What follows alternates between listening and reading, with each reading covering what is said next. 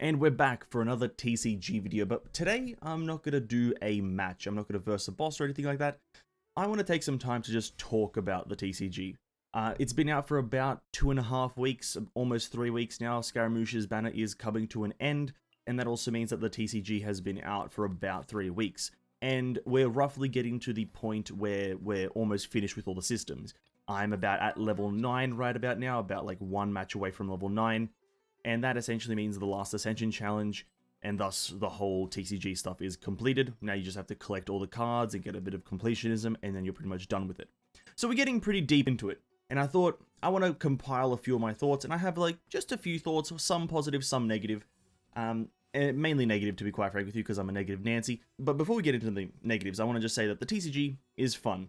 If you're into card games, if you're into thinking, if you're into kind of mathematics and sequences and synergies, then the TCG is great. It's really enjoyable for the first bit, and if you're very chill with it and you're relaxing and playing it just on and off, you're going to have a lot of fun.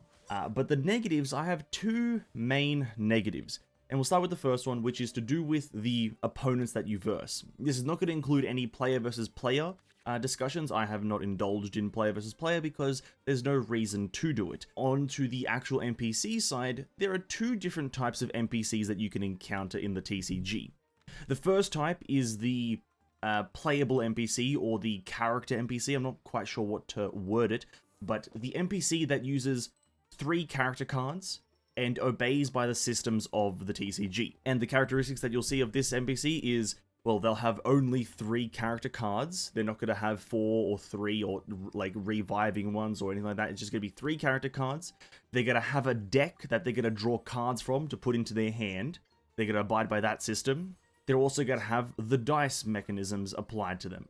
And throughout the whole match that you verse these, you're going to see this NPC interact with all of these systems. Out of the 2 total NPCs that you can encounter, this one and the other one, which I'll get into a second, this version of the NPC, the 3 character cards, the deck, the hand, the dice, this is the good NPC, because you can see them interacting with the systems that the TCG has established. The TCG established that you have a deck, you draw cards from there, you put them into your hand, you play them, you play support cards to help you, you play artifacts, weapons, and then you transmute your cards or sacrifice them to turn them into elemental dice.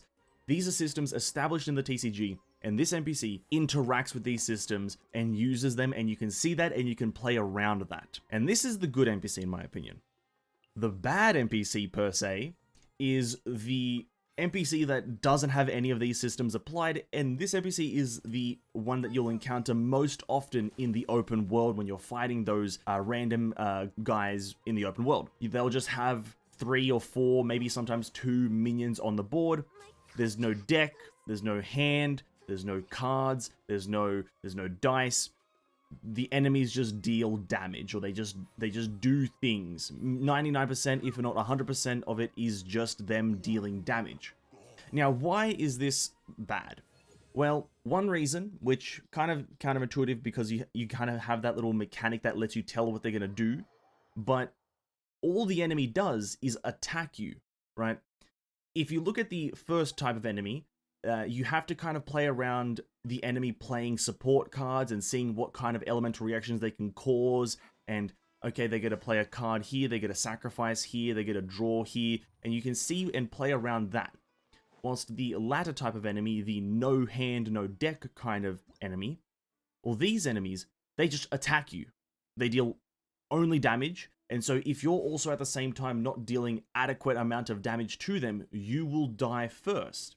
And this is the difficulty of some of the bosses, right? Magukenki, I put out a video on him, failed all my attempts, mainly because that's the type of enemy he is. He has no hand, he has no deck to play around, so it's only damage. And when you combo that, the Magukenki has 2 Kairagi with him at the time, well, it's just, you're taking about 8 damage per turn. How do you play around that? Well, it's difficult. But it's a difficulty that isn't fun to do.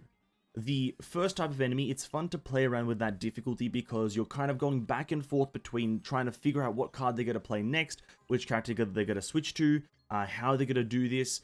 Okay, this is what they're going to do. Okay, I need to be careful of elemental reactions. Okay, I know how this character works. And so you're mind gaming the enemy and trying to figure it out.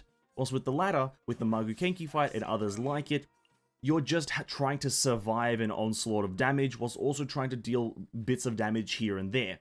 And it just feels a bit odd and bad. The second problem that I have in total with the TCG is the dice. The dice mechanic is dog shit. That's the simplest way I'm going to put it. It's just dog shit. Most card games, I'm actually just going to change that most to all card games, have one RNG before starting the game. And that is drawing your hand. And every card game lets you mulligan your hand.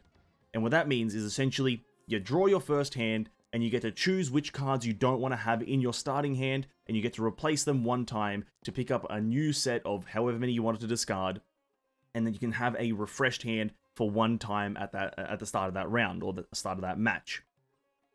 That's the only RNG that should ever be at the start of a match. RNG in the middle of games, like, you know, random enemies attacking each other or random effects happening, that's all within the game. But at the start of the game, only one set of RNG should ever be prominent, because let me just run down the start of every Genshin Impact TCG map, or match rather. You start the game and you draw your hand. You get to see what cards you have, and let's say you have some cards that work for Cyno. Okay, great, I have a spear and I have his signature card, and maybe some other things here and there. That's a great start. But then you pick Cyno, because that's what happens next in the next sequence of events. You pick Cyno, and then you roll your dice. Okay, you roll the dice, no electro, you re-roll them, no electro. Well, what do you do now? You have a terrible combination of die, nothing can really help you, and you can't cast any elemental skills. Well, at that point, you might as well just restart the match and go again. Well, in my honest opinion, if it can get to the point of a game's existence where restarting the match is the best possible solution to try to get a good hand or a good starter, maybe something's wrong with the game. Now, that's really the only other problem I have, is just the dice. It's really just terrible. I've heard maybe other solutions of the sequence that you choose what you do be changed a bit. So instead of you picking, or rather seeing your hand and then picking your character and then rolling your dice, changing that to seeing your hand, rolling the dice, and then picking your character. I've heard that as a solution, and that's an okay solution, but I think the overall problem is still the RNG of the dice. I believe a better solution or a better mechanic is the way that Hearthstone does it, is having incremental additions to your dice or to your mana per turn as you progress through the match, and having only one type of die or gem or mana, whatever you want to call it. Because now a pseudo problem or a minor problem alongside the dice issue is that in Genshin Impact's TCG, you start off with 8 dice. Now, that's not really a problem, obviously, like in the greater picture of things, or the big picture, the obvious picture. But if you really think about it, that means that the game starts off at an intense level. You start off at high intensity. Turn 1, I can do many things. You can play support cards, you can equip your characters, you can attack, you can heal, you can, re-roll, you can do a lot of different things in turn 1. And so turn 1 is kind of or turn 2, rather, round 1, round 2, I'll use Genshin terms, round 1, is the determining round as to if you'll win or if you'll lose. Whilst if you look at something like Hearthstone, because of the incremental addition of mana to your guy or to you, you kind of have a ramp up into intensity. You'll start off with 1 mana, and you'll be able to play pretty much nothing. Or I think it's 2 mana, I can't remember, I haven't played Hearthstone in a while. But you'll start off with 1 to 2 mana, and you'll pretty much be able to play 1 card at most if you get lucky with your hand. And then you end your turn. And then the next turn you have 3 mana. Okay, maybe you can play 1 more card or 2 more cards depending on the cost. And then turn 4 you have 4. Maybe you can play 2 cards and a spell, or so on and so forth. And so the intensity is slowly ramping up to where at the end it's high intensity, high value plays. And it's super interesting, super intense, and you have to thought-provoking.